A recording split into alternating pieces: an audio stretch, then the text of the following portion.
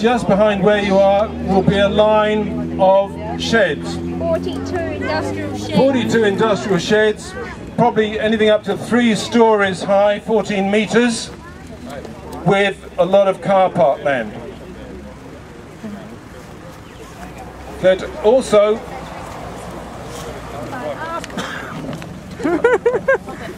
that the top northwest part of this bush block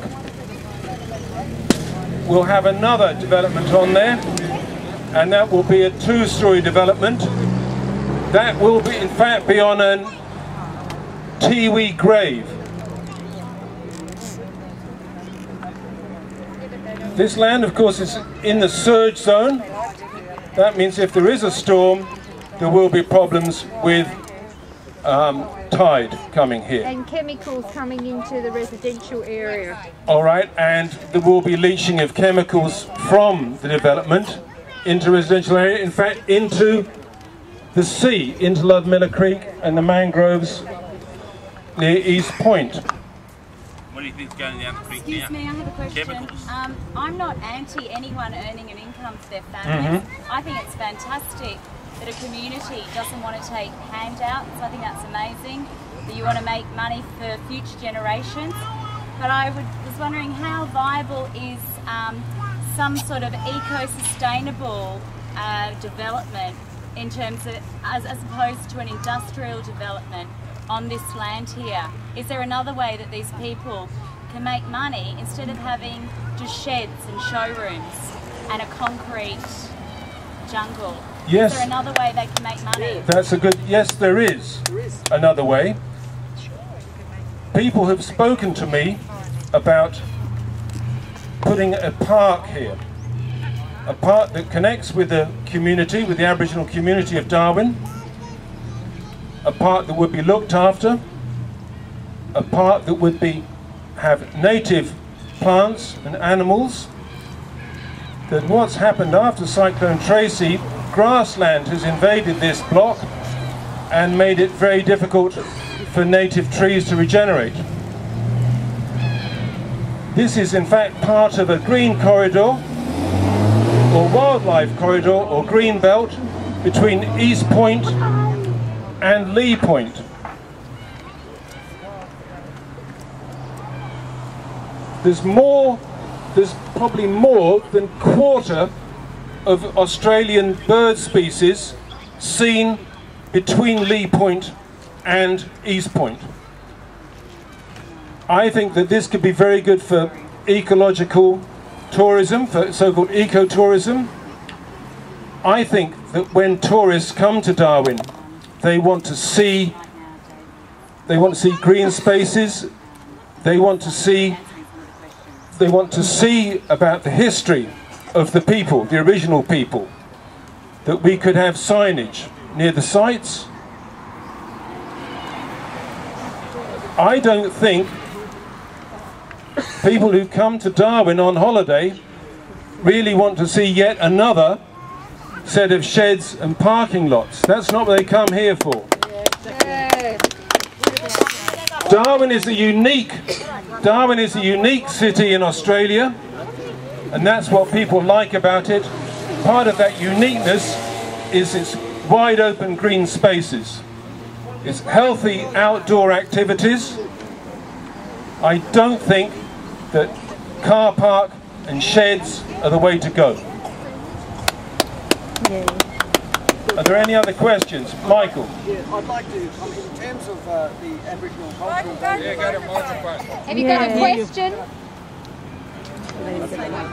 He's going to pontificate. Yeah, he's going to take over. I'd like to inform you that as part of the development proposals, it's proposed to include an Aboriginal cultural centre, which will provide for ecotourism and so on, where Aboriginal people are making artefacts, putting on performances,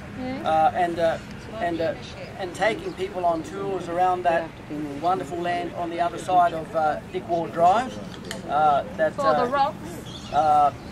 Look, you know, some people like to listen and some people like to talk, but some people would like to have the opportunity to do both. But I think that They're not on the plans we've seen, mate. All of these things can be taken into account. And if it's a matter of really trying to coexist and trying to be positive and working with the development so that it works. One of the important things about the conditions that the Minister applied when he approved the amendment of the town plan was that there should be a master plan developed. There's a draft master plan that's going to be subject to comment, submissions by other people. The final master plan will take into account submissions that people make. Michael, when did the submissions have to be in?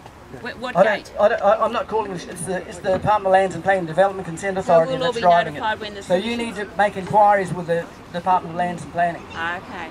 And as part of that, there will be this. As part of the development, there will be an agricultural centre, which where the people will take people on tours of the camping grounds, the fishing grounds over there, the secret places that people who are really familiar with the Gwalwa Daraniki people know about. And it's great, you know, to go over there. Yeah, then they can look at the sheds across the road. But will they be able to show them the Aboriginal sites that have been built over with car parks and sheds on this block? I don't think so. And I don't... Sorry, just wait a second. I want to reply to Michael. I don't... Excuse me.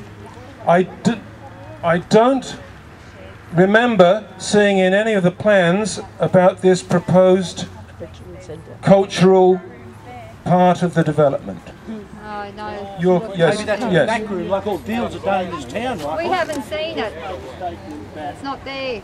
There are Tiwi burial sites on this land. Yes. Okay, do you know who they are when the government wants clearance on sacred sites in this town, from here right to the inputs? Do you know? Top's got any That lady over there, who is one of the 7 main families of the Larrakia tribe, they asked her for the clearance. Now, I understand. She's representing Bobby and Topsy's secretary, isn't she? Yeah. She's the daughter of Topsy's secretary. Yeah, sure, that's right. Are you saying she's not? So, can I just ask you a question? Are you telling me that those sites don't exist on this block? I go. No, one at a time, please, Michael. I'm not saying they don't exist. That's the lady they are, officially. Now, you saying she's alive? I'm saying that I've been told by Larrakia people. Well, she's one of the main Larrakia people. Don't you understand that? It's a different generation. Well, you show me another generation that's telling me. Ernie, we're Larrakia people. We never got consulted about this. I'm The sorry. Gwalwa Daraniki people did not get consulted about this. In the meantime, I think that our concerned residents group has probably grown a little bit, and I think that we should all get together again. We'd like to email you all and tell us when we're meeting again, and tell us what we've found, tell you what we've found out. Maybe you can come along with some other ideas as well.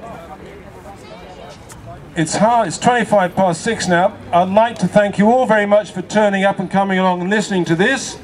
Also, has anyone else not signed in for their Gmail address, please? Please do so if you haven't. Anyway, I'd like to thank you all very much for coming along to the meeting. Thank you.